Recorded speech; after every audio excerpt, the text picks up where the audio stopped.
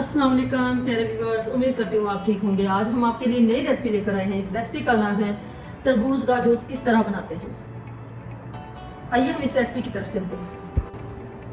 अब हम इसको जग में ऐड करते हैं। बीज हमने नहीं निकालने, इसको भी अच्छे से ग्राइंड करना है।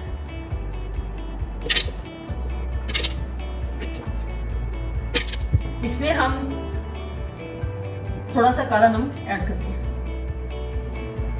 अब हम इसको अच्छे से ग्राइंड करते हैं। इसका जूस हमारा तैयार हो चुका है। अब हम इसको सर्व करते हैं।